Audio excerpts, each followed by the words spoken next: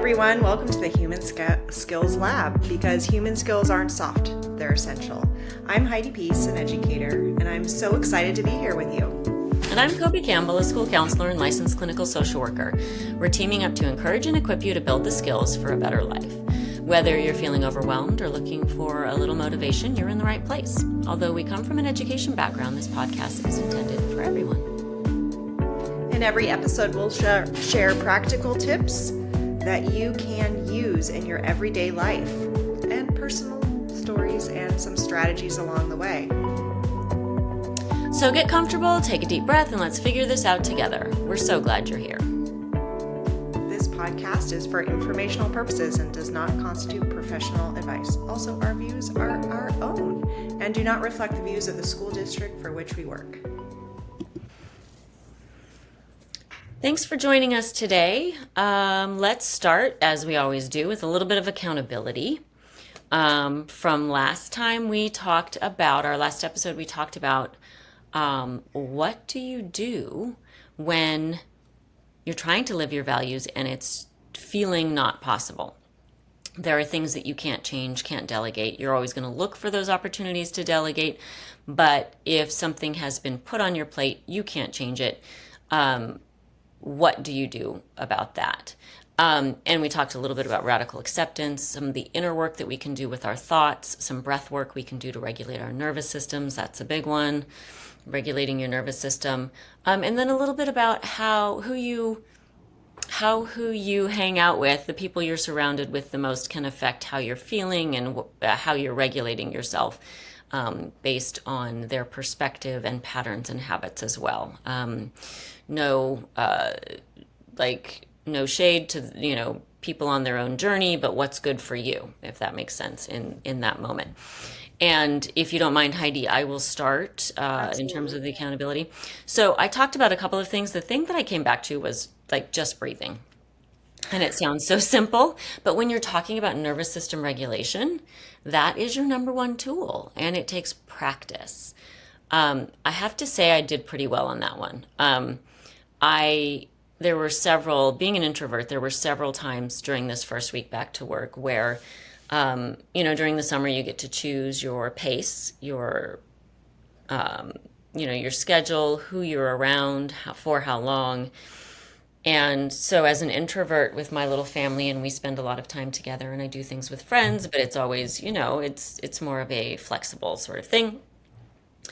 Coming back and having so many meetings and so many people around can be a little bit overwhelming and dysregulating for me. So I found myself, particularly on Friday, with an all-morning staff meeting and then going to the Welcome Back barbecue with the entire district.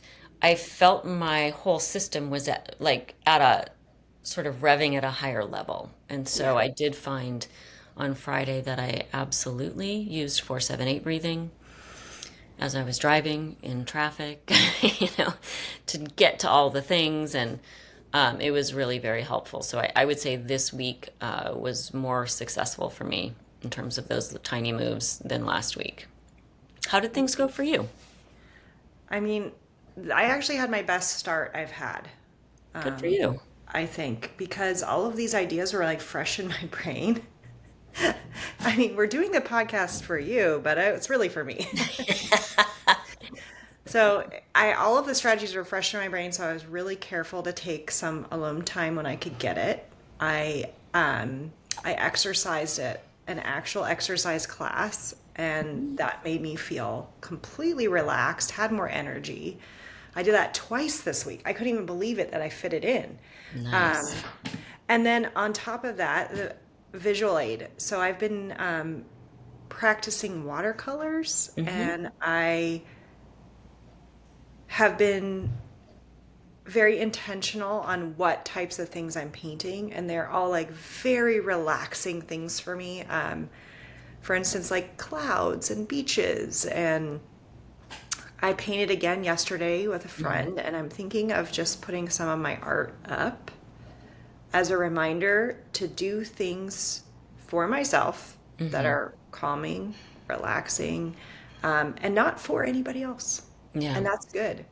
And then, on a side note, I had some friends visit, and they brought one of their child, and she was kind of bored, so I was like, oh, do you want to draw? And so I got out supplies for her, and then I showed her my art book, and she was just super inspired by it.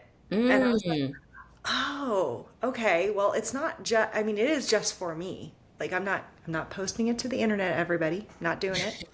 um, but for her, she was inspired by it, and I was like, oh, okay, so this is not just, it's also showing like my own children that I can learn something new Hmm. that's that's not for a grade, that's not for salary increase, it's not for something else. Yeah. um, and it shows that I can like persevere through something. So I think in my doing it for myself, have Hmm. managed to model. Yeah. I think also when you're talking about like posting it in your classroom, for you, not, I mean, not on your wall where the kid, but like in your little desk area. Yeah, in my desk Um, area. yeah, it's a reminder that this is not the only thing in our lives, right? It's not, um, it can help to right size the job, so that you, um, if you do have overworking or people pleasing tendencies, that can be that reminder that, there is something else outside of this room, office, building that is important for me. I, If that I makes love that. Right. I love that term, right sizing. I sense. think also it can help prime my brain. Hmm. Hmm. When I see it at work, I can go, okay, when I'm off work, I can already be thinking about something else that's not work. Yeah. Does that make sense? Like, Like a because I transition feel, object, yeah, right? yeah, I feel like I can be slow to transition when I'm like into something. Yeah. And feeling that flow. Yeah. When I'm feeling the flow, it's hard to transition. So I think this might serve as a reminder for me. Yeah. Yeah. That sounds great. So today's topic is, speaking of flow, the difference between work-life balance and work-life flow. And so when we initially talked about doing this topic, flow sounded better to me, and I'll tell you why. Um, because in my mind, the definition of flow was the acknowledgement that sometimes would be busier than others. And instead of rigidly trying to balance all year long, when we know the school year has busier times, times when you have been in school so long and have not had a break. And so, like, this first stretch is a long one, right? Until Thanksgiving. And so, in my mind, work life flow was more busier times, not so busy times. Sometimes you're going to need to give more, but as long as you're not spending your entire, year there, then that's flow. And work life balance seemed a little less attainable.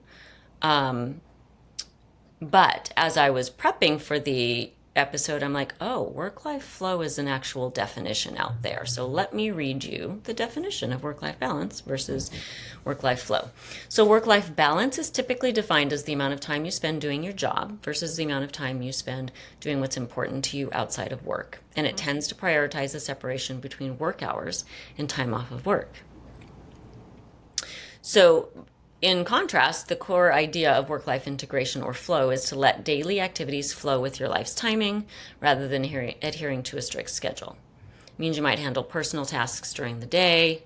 For some of us, that's not really feasible for more flexible jobs where you don't have a classroom or students or whatever. That might be a more feasible thing.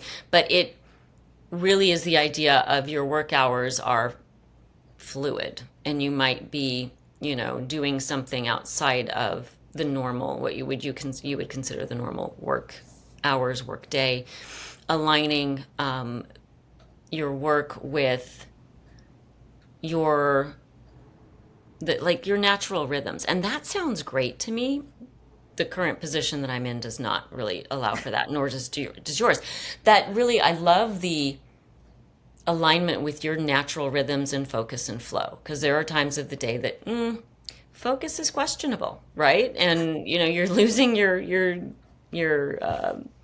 speed, Your, right? yeah, and your priority might just be on self-regulation.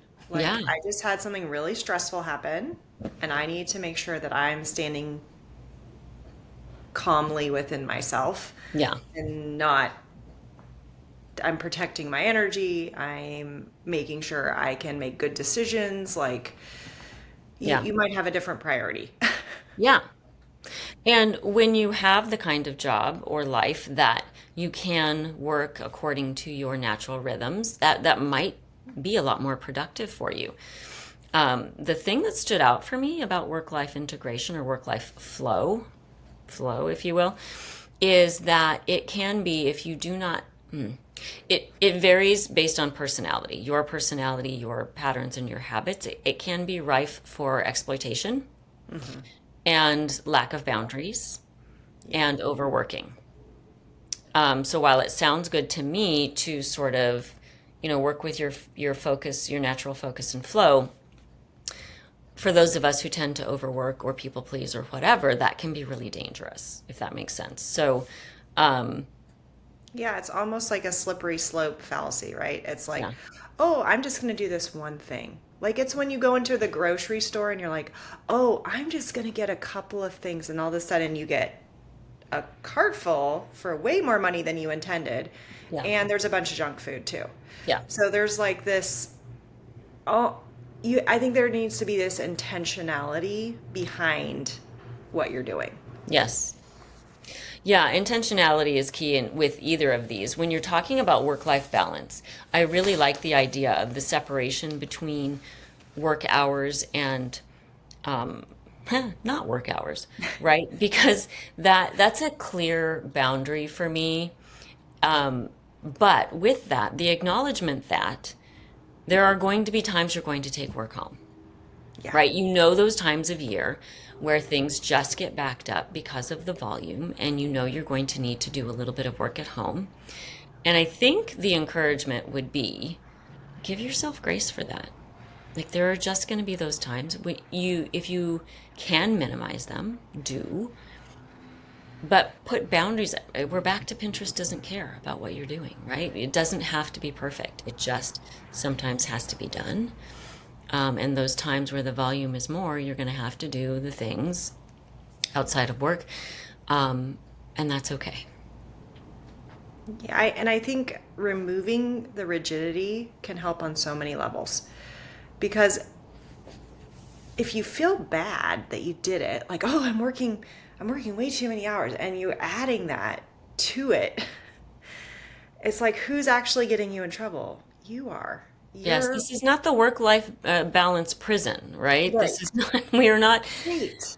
this is not to add to your stress load. If you have that emotional overlay to this and a rigidity to this, and that's where flow comes in for me. Like work-life balance has a flow as well. Like let's combine my first definition of flow with work-life balance, and that feels really good to me. The work-life integration or flow, the actual definition out there might feel better to somebody else. I think it's going to be highly personal. Yeah. I Um, think it is. I think it's highly personal, but I think for me anyway, I have so much rigidity in my scheduling. And I think a lot of working professionals feel that way, especially when you throw kids into the mix and you have to drive people on certain schedules. And so you really have to hit all of your targets to get yeah, everything to go. And adding extra rigidity can feel oppressive. It can feel like your own little mini prison that you've created for yourself, even though you don't feel like you've created it. So I feel like for me, the balance that feels best is less rigidity yeah, and with a goal, though, and intention. So if we're not running this through our values, then I think that can create a big issue. Like if we're just doing this mindlessly and then letting the hours just pile up and then we're doing the next thing like putting junk food in the cart, mm-hmm, nope, we're going to stick to just the healthy food that my body needs. Like if we could use that as an analogy. yeah. If we're going, we're sticking to our list or we're doing what feels right and not what feels like indulging our sweet tooth. Yeah, and going back to the idea that we've talked about before of kind of being a little bit ruthless about what you're doing and why, and does it move the needle? because during those times when your schedule gets impacted and you feel more like you have to give more to work, give more to one area than another. Um, Again, looking at what you're doing and why. Is it necessary? Is it moving the needle? Is it something that lights you up and makes you feel better and that's part of your regulation? Great. But those middle of the road areas that aren't really moving the needle but aren't really lighting you up, maybe those can go. And I wanted to back up too to talk about it's not just giving too much to work or you have to give more to work sometimes. It's there are other areas of your life that are going to take time too. When my dad was really sick, Mhm. that was an area of my life that I knew on the weekends I was going to be out of town. I knew that I was going to have to put more to that area of my life than to work. And that Right. was just that time in my life. That's where the energy went. And so decreasing my expectations of myself at work, and the amount of time I spent, extra time that I spent there, that was, that was the balance that was needed. And more was needed there at that time. I think the true definition of work-life balance, they're like shooting for 50-50. I think that's going to fluctuate based on what you have going on in your life, if that makes sense. And then what your personality, Hmm. where you are in your growth and just where you are with your personality. What I heard you say there that I really wanted to highlight was energy. Like Mm. I feel like there's this idea of you really only have this much energy, right? However much that is for you. And you can Hmm. increase that sometimes by eating well, sleeping really well, exercising, maybe taking care of your mental health. Like all of those things can kind of increase your energy a little bit. But at some point, you're going to have like a fixed amount of energy. Hmm. So, how you're using that energy is really important and Hmm. let what you're letting your energy go to. Like you said, like I knew I was going to be out of town on the weekends. Like, okay, so that means that's energy for not fixing up your house, not Hmm. getting groceries in your house for the next week. Like all of those things that you have to do to kind of work at home Yeah. too. Because Yeah. we're Second talking jobs, about right? work-life balance and I'm like, well, there's work at home too Hmm. that we need to do. So when you're talking about, oh, I had to be out of town, I'm hearing like, you know what? Maybe we're going to buy some easier meals. Hmm. Maybe we're going to save some of our energy intentionally to kind of compensate for the fact that you're going to have to be working extra and then Yeah. probably going through this really emotional experience as well. Yeah.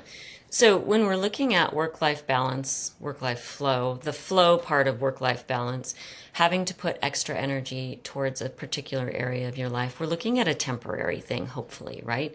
And not always. Sometimes there are extended illnesses, extended family situations that require a more permanent shift to the way that you do things. But on the whole, when we're looking at work-life balance and work-life flow, I think we're looking at a temporary situation. Temporarily, I have to increase my amount of energy I spend over here.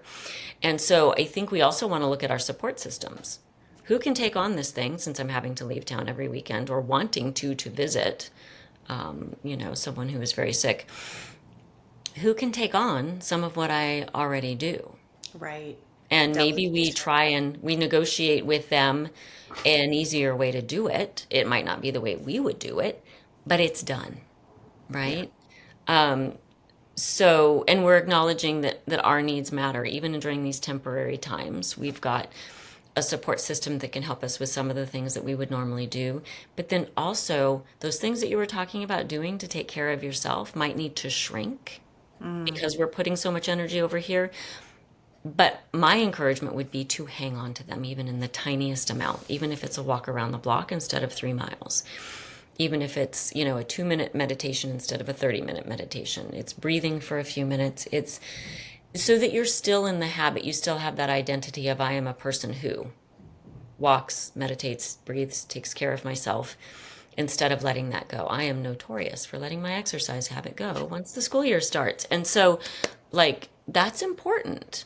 Yeah. Even if it's shorter. During the summer, my walks are very long. They're out in nature and I love them. During the school year, they tend to get short and non-existent. So keeping that, I'm going to practice that too. Keeping that tiny habit of just lacing up and doing something, you know? Yep. It's shorter is better than nothing. Yes. Um, Less frequent is better than nothing. But I think there's opportunities like you were talking about breathing, like make it a habit. Like breathing is something you can do Hmm. even in a meeting. Hmm. It's something you can do when you get into your car as like a habit. Like I'm going to breathe 3 deep breaths before I start the car. Like so, Transitions are a great time to do that yes. too. Transitioning from like when you're about to go get your class, when I'm about to go get a student, when I'm walking into the building, when I'm leaving for the day. Like anytime you have a transition, if you can build in a couple of deep breaths, Yeah. um, or even just controlled breathing, that builds the habit and sets you up for I'm about to walk into a new situation, I'm prepared, you know? Um, and it is a practice. Breathing is a practice. We do, I mean, intentional breathing is a practice. It's something that we um, have to intentionally do, Yeah. to And regulate ourselves. if the more repetitions we get at it, the more we remember and the more it will help us. I had read Breathe, Hmm. which is a book about the science of breathing. Hmm. And during the book, it really made me be so intentional about breathing that my watch had alerted me that my resting heart rate had gone down Wow. by a measurable amount. Yeah. It like it popped up an alert, and I was like, oh, like this is actually helping me at other times of the day when I'm not even Hmm. doing it. Yeah. And And that brings me to a it makes thought. you feel good. Yeah, it brings me to a thought about the positive and negative impacts or potential negative impacts of work-life balance or work-life flow. And I say potential negative impacts because I wanted to kind of talk about what happens when it's hard to do that. Like, why do we not have work-life balance? When we spend too much time in that overproductive space, why is that? And what I think might, I mean, for some of us, what happens is we're concerned about the impact of not overproducing on our career, on our job, on the way people see us, on whatever else. And that leads me back to sort of those thoughts, beliefs, and feelings that we have about ourselves and really unpacking those. Is this a valid concern that I may lose my job if I have Right. more balance in my life? Or is this me meeting a need to feel important, valued, whatever needed?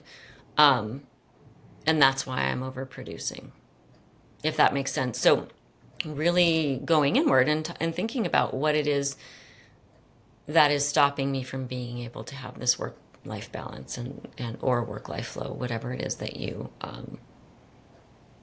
define that as, or whatever works for you, if that makes sense. So what you're saying is look at it as a top-down approach. Like look at it more analytically. Like, okay, what's really going to keep my job Hmm. and the quality of my job? And what is changing the fonts 5 times? Because not going to be helping anybody. I will not confirm nor deny whether or not I have done that. Oh, I need to go download this other font. Oh, that's another waste of time. Another Yes. 10 minutes of trying to Yeah. figure stuff out. Yeah. And so, what really will impact, I think, especially when you're in a high pressure job or a high pressure sort of environment where it feels competitive or uncertain, it gets much more difficult um, to really have that work life balance and that or that work life flow unless you start to unpack like, why am I really doing this? Is this truly a threat to Yeah. my job if I pull back? Or is this me only feeling like, believing, like, do I need to get in here and shift some things around, like pull some things out, figure some things out. Because it can become too easy to use productivity as a way to feel good about ourselves. And I know that many people are going to be thinking, well, I don't have the time to sit there and think about what I'm doing. And I'm like, in my head, I don't have the time not to do that Hmm. because I want to make sure that my boat is heading in the right direction. And If so you're maybe it's if tiny. you're off like Yeah. just a little in your direction, like Yeah. you will end up really far from your target. So taking these extra few minutes to think about what is most important, what run them through our values, what can we delegate, what's just not important, maybe that those things that aren't going to move the needle or be Yeah. enjoyable. Like those thoughts do not take a long time, but can really impact your end result. And it's maybe not even a conscious thought. Maybe it's a feeling in your body. Mm, Maybe it's 5 seconds of, oh, this doesn't feel right. That I'm continuing to do this. Or I'm feeling so stressed and overwhelmed that I feel like I'm about to break down. If you're feeling that way, I feel like I'm going to encourage you that you can't afford not to to do look it. at that. And Yeah. just spend a couple of seconds. Why am I actually doing this? Is this necessary? Is there an easier, smaller, shorter, faster way to get this done that doesn't involve me like all of this investment? Um, just a check in, and you might not change anything right away, but I'm going to go with our micro moves. I'm going to go back Mm. to our micro moves. Even if it's just a check in and you acknowledge, yeah, I'm doing this for the wrong reasons. You're not ready to change it? Perfect. Not a problem. You checked in, awareness is the first step. You might have 5 other check ins like that where you don't change anything, and that's okay. By the 6th time, 7th time, 50th time, when you're sick of yourself, it's time. Like, sometimes that's how change happens in my life. I am just sick of myself. And I want to make a change because I am so tired of how this feels. Sometimes you have to get there, and that's okay. You know, I'm not the person that changes on the first awareness. Yep, I see it. Yep, I'm still doing it. Yep, I'm still doing it. But when you're ready to change, then make that change, a tiny change. Maybe you just shift one small thing that you're doing, or you decrease one small. It's a journey. I think that you just gave some gold there, and I think awareness without judgment Mm, helps you to feel more relaxed in yourself hmm.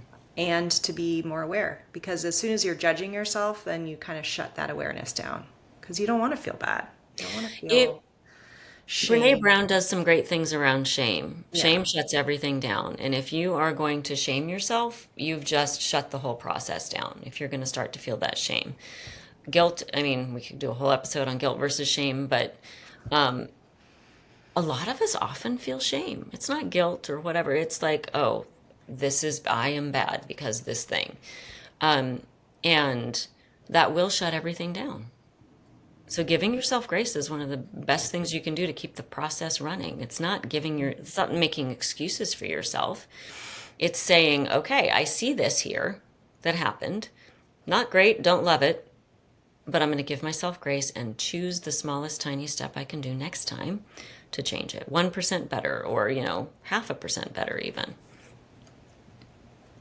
Okay, on that note, I want to review kind of our steps. So we Okay. know now what balance is versus flow, and that, everybody's going to have to figure out what their right combination is. And then acknowledge that there are seasons to life. Just like the seasons in our world, we have that in our careers, we have that in our family life, we have that with our aging parents. We have different seasons. And so we need to live within them and not think that the seasons are going to bend to us. Mm, And then we need to decide like, okay, if I'm in problem solving mode, am I able to take a step back and chart my course have some intention, run it through my values, and check in with my own body, my own self. Mhm. And then the next step is okay, I've checked in, I have awareness, and I'm ready for something to change. How can I get support from others? How can I build support around me? So maybe you have some good ideas of how to, if we're using the boat analogy, like, Mhm. okay, I have my boat, I have it pointing in the right direction. Now, how can I get a crew? How can I get Sometimes we're not people given in my the corner? Yeah, sometimes we're not given the luxury of finding a crew. Sometimes life just happens and we pull in whoever is closest on our boat.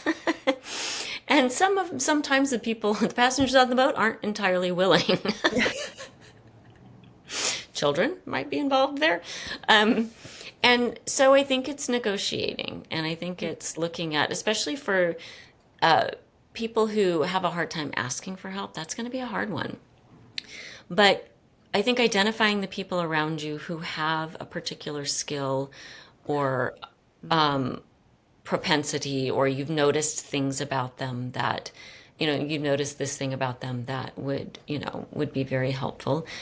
Going out on a limb and just asking, hey, for me, it's always, I hate to ask this because it's hard for me to ask for help, but I really could use some help with XYZ on this day. I think if you're feeling uncomfortable asking for help, making it time bound and a specific task is easier for you to ask and then easier for the other person to also be able to respond affirmatively versus I need help, for this long period of time with all of these things.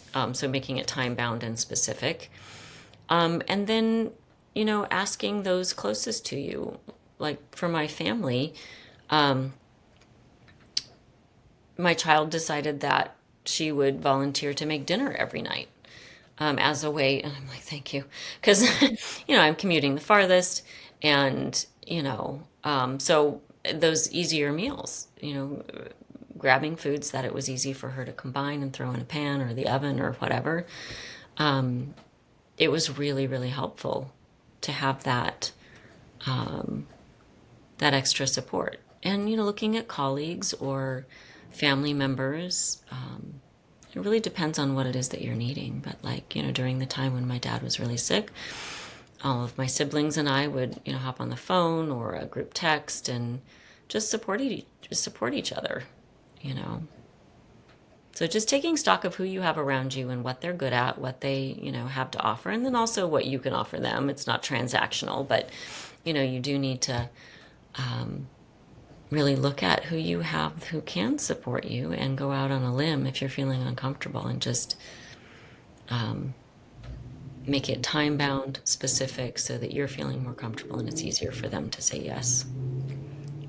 So, what I'm hearing is that we need to both be internally aware of how Hmm. we're doing, but also paying attention to what's externally available to us, the people, the energy that we want to be around, Hmm. maybe what people are skilled at and what they can help with. So, there needs to be this balance of both like the internal connection, but also not fully always in that world, Yeah. but also looking around at who is there. I feel like I can get kind of tunnel visioned Yeah. when I'm really busy. Hmm. And I think you've encouraged me to open up my view Yeah. and look around because really that I'm pretty good about feeling how I feel internally, but maybe my skill that I need to work on is looking out and seeing Hmm. who can I pull in, knowing that the right amount of social interaction for me really does lead to my well-being.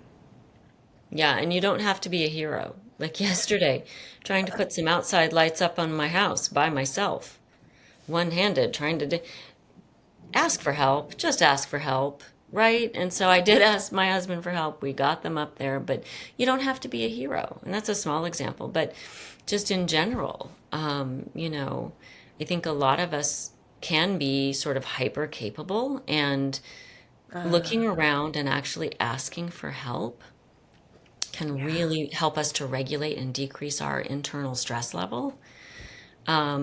Even if it's uncomfortable to learn how or practice doing at first, it can be really freeing to have that support, and it can decrease our stress level on a lot of levels. So being hyper capable can sometimes backfire Yes, yes, it if you can. if you let it. So if you're really good at it, doesn't mean you should be doing all of it Yeah, necessarily. don't be a hero. Um, yeah, don't be a hero. All right. Mhm. So now we know, okay, we know what workflow versus balance is, and we know that there's some mix that's going to be right for each of us, and Yes. that there are going to be different seasons where we need to ebb and flow and change our proportions. We need to acknowledge that there are outside experiences and incidents that will also affect that natural season, and that we need to also think to ourselves, is this temporary? Is this not temporary? And we need to chart our course. And then we need to rally our people, and we need to get our support system in place. And also hang on to our self-care. And I hate that word that phrase self-care. It's been very overused, but we need to hang on to the practices that nourish us and keep us going and keep us healthy, right? So Because maybe that could unhealthy be, people, it's really difficult to do what you need to do for all of the people you need to do it for when you are unhealthy, physically, emotionally, mentally, spiritually. so that could be like my mini move, I think. Mhm. I think my mini move will be, I mean, I'm thinking just coming up with all of these things and putting them fresh in my head is am so much more likely to do them. Yeah, But if I had to choose one little thing to do, I think that that's what it is when I'm my best, I can be my best. yeah. So what's one thing I can do that will help give me more energy or release negative energy? So I'm going to be trying to increase my energy Okay. by regulating myself and taking care of myself. Sounds good. I think my mini move is going to be to hang on to the exercise practice. No matter how small, it's going to happen every day, even if it's 10 minutes of yoga or a 15-minute walk. It's going to be something. And I'm really excited to hear what listeners have to Yeah. say about it. What are they thinking? What's the tiniest thing that you're going to do to help you move the needle, stay calm, be happy, and live your best life? Yeah. So, what in terms of work-life balance can you do? The tiniest move, whether that's um, leave on time, leave work on time, leave work at work, reduce the amount of work that you're doing at home, clear specific space for a child, a spouse, a friend, an activity you enjoy, even if it's just a small amount of time. And then how So, can you take any of those things and make them more routine? mhm, How can you break them down and give yourself a cue? yeah, Like habit stacking. Like when I do this, then I'm going to remind myself to take care of myself in this way. I think we need to do a whole episode on habit stacking. It's a favorite of mine.